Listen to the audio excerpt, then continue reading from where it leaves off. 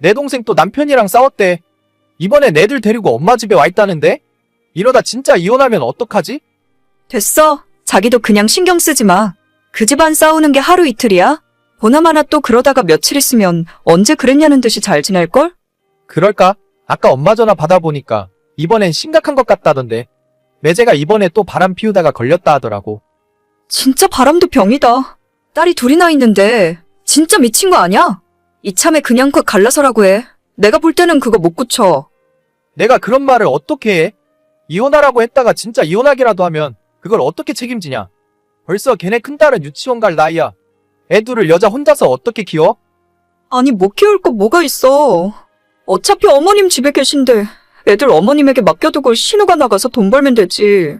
신우가 이혼하면 혼자 나가서 살 수 있는 것도 아니고 어차피 어머님 댁에서 얹혀 살 거 아니야? 그러게야 할 테지만 그래도 자기 일은 자기가 알아서 하겠지. 괜히 내가 오지랖 넓게 나서고 싶지 않아. 그럼 그냥 가만히 있어봐.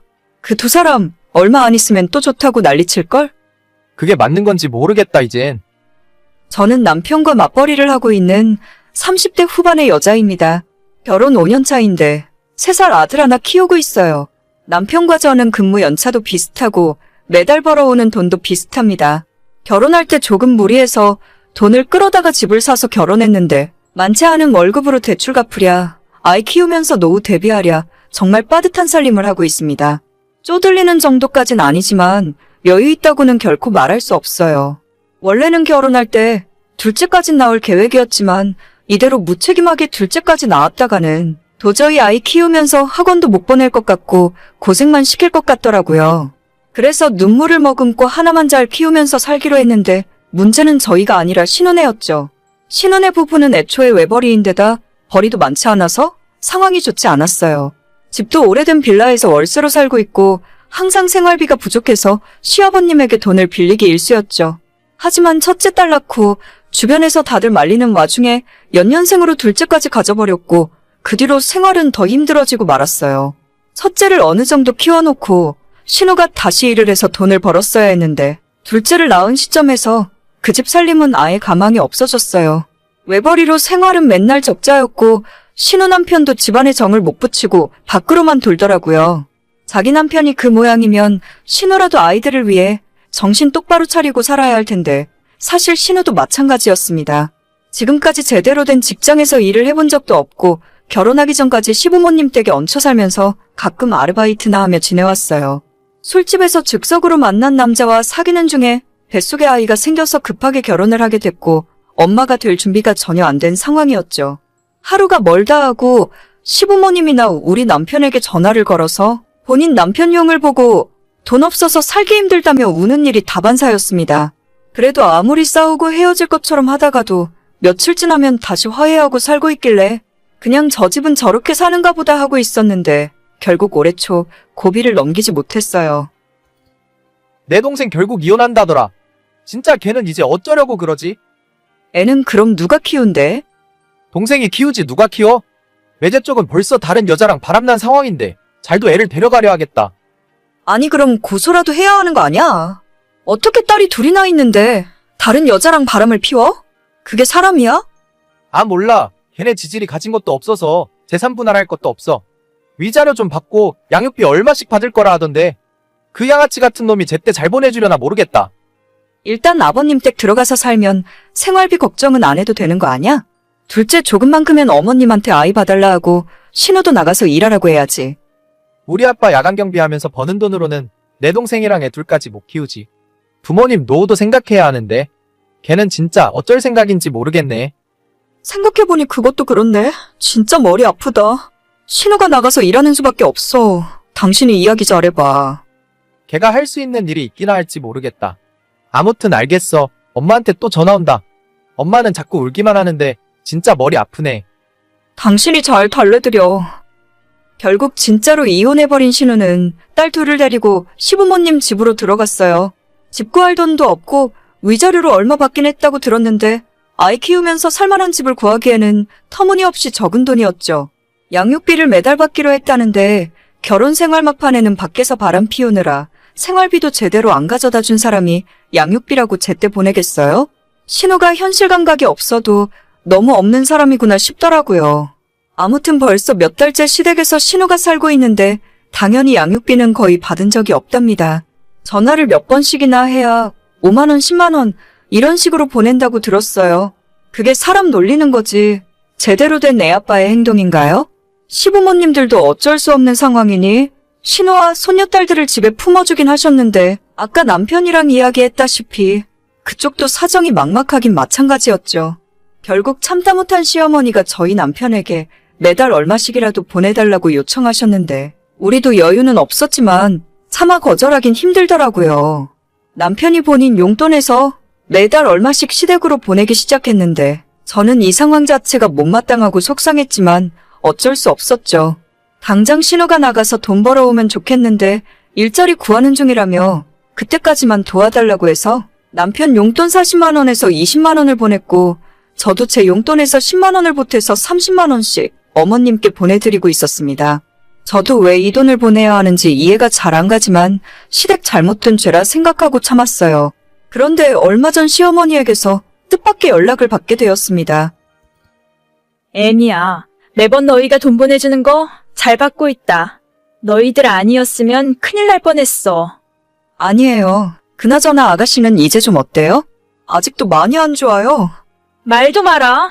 맨날 술만 먹고 새벽에 놀고 불고 딸린 애도 둘이나 있으면서 언제까지 저러고 있으려는 건지.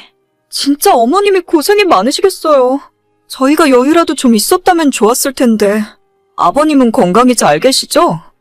아, 그게 말이다. 니네의 시애비가 이번 달이면 일을 그만두거든. 당장 집에 입이 몇 갠데 어쩌라는 건지 모르겠다. 아버님이요? 거기 정년이 있는 것도 아닌데 갑자기 왜? 이번에 그 건물 관리 업체가 바뀐다나 봐. 기존에 일하던 사람들한테 한마디 상의도 없이 다 나가라고 한다더라. 다른 일자리 구해보고 있긴 한데 저 양반도 내일 모레면 칠순이야. 아파트 경비도 잘 안 써주려고 하더라. 갑자기 그러는 게 어디 있어요? 그래서 말인데 너희들이 보내주는 돈을 당분간 늘려줄 수 없을까? 우리 연금 나오는 거랑 계산해보니까 너희들이 100만 원 정도만 보내주면 아쉬운 대로 목구멍에 풀칠은 할 수 있을 것 같은데. 100만 원이나요? 아시잖아요, 어머님. 저희도 대출 갖고 나면 살림 빠듯한 거. 10만 원 정도 더 보내드리는 거면 몰라도 100만 원은 도저히 무리예요. 그럼 어쩌니? 우리 가족 다 굶어 죽으라는 거냐? 너네 돈 관리는 너가 다 알아서 하고 있다면서? 둘이 버는데 뭐가 그렇게 맨날 돈이 없어? 저희가 벌어봤자 얼마나 번다고요. 아무튼 이따가 오빠 집에 들어오면 이야기 좀 해볼게요. 그날 퇴근하고 집에 들어가서 남편을 기다리고 있었는데 어머님에게 그 사이에 무슨 말을 듣고 온 건지 화가 잔뜩 난 상태로 집에 오더라고요. 자기 엄마가 오죽했으면 며느리한테 생활비를 달라고까지 했겠냐면서 어떻게 매몰차게 거절할 수가 있냐고 가족이 많냐고 묻는 겁니다. 저도 그 이야기 듣는 순간 시모에게는 차마 하지 못했던 이야기를 쏟아냈어요. 시댁 집구석에 성인이 셋이나 있는데 그중에 최소 한 사람은 나가서 일을 해야 하는 거 아니냐고요. 적어도 한 사람은 나가서 돈을 벌고 그래도 모자라면 조금 보태줄 수도 있는데 셋이 집에서 손 빨고 놀면서 어떻게 우리한테 먹여 살리라고 할 수 있는 거냐고 남편에게 화를 버럭버럭 냈습니다. 남편이 제가 화를 내니까 조금 당황하는 듯 하다가 겨우 한다는 소리가 자기 동생은 험한 일을 안 해봐서 어쩔 수 없다네요. 그 말 듣고 너무 화가 나서 아무 말 하기 싫어서 아이 방으로 들어와 버렸어요. 다음 날까지 화가 안 풀려서 낮에 출근해서 일하는 도중에 남편에게 카톡을 보냈습니다. 야, 네 동생은 귀하게 자라서 험한 일은 할 줄도 모르고 나는 막 자라서 회사 다니면서 일해서 돈 벌고 있냐? 무슨 말을 또 그렇게 해? 내가 언제 그런 소리를 했다고? 앞으로 내 돈으로 너네 집에 용돈 보내주면 바로 이혼이야. 돈 관리도 따로 해. 대출금이랑 매달 생활비 정확하게 반 나눠서 청구할 테니까 그 돈만 나한테 보내고 나머지 돈으로 너네 식구들 먹여 살리던지 말던지 너가 알아서 살아. 지금 나랑 장난해? 내가 장난하는 걸로 보여. 불쌍한 너네 집 식구는 너가 알아서 먹여 살리라고. 괜히 나까지 끌어들일 생각하지 말고 원한다면 이혼해 줄 테니까 아예 너도 그 집에 들어가서 같이 살던지. 이 얘기는 그만하자. 이혼은 무슨 이혼이야? 돈 관리는 앞으로도 너가 다 하고 그냥 내 용돈에서 알아서 할게. 진짜 또 당신 엄마한테 내가 돈 달라는 소리 듣게 하지 마. 시댁에 다 퍼주면 우리 애는 어떻게 키우라고. 돈 없어서 둘째 못 낳은 것도 서러운데 내 돈으로 네 조카 먹여 살릴 생각하지 마. 알겠어. 이제 그 이야긴 그만하자. 한 번 이혼까지 결심했더니 못할 말이 아무것도 없더라고요. 남편은 본인 용돈에서 얼마씩 시댁으로 보내는 것 같았고 며칠 전부터 신우가 시댁 집 근처 마트에서 일을 시작했다는 소리를 전해 들었습니다. 애가 둘인데 열심히 일을 할 생각을 해야지. 언제까지 구걸해서 애를 키우겠어요? 남편한테 했던 말들은 반은 진심입니다. 우리 애한테 쓸 돈도 부족한데 시댁 조카들한테 소중한 제 돈을 쓰고 싶지 않았어요. 한참 아이 클 때 친정엄마한테 맡겨두느라 옆에 있어주지도 못하고 일만 하면서 번 돈인데 이 돈을 어떻게 시댁에 가져다 줍니까? 시어머니는 기분이 많이 상하셨는지 그 뒤로 저한테 연락 한 통 없으세요. 제가 가족끼리 너무 야박하다고 느끼실지는 모르겠지만 이런 돈 문제는 확실하게 하고 넘어가는 것이 맞다고 생각합니다. 불쌍하다고 무턱대고 퍼줬다가 아마도 나중에 큰 싸움 났을 거예요. 오늘의 사연은 여기까지입니다. 구독과 좋아요, 알림 설정은 많은 힘이 됩니다.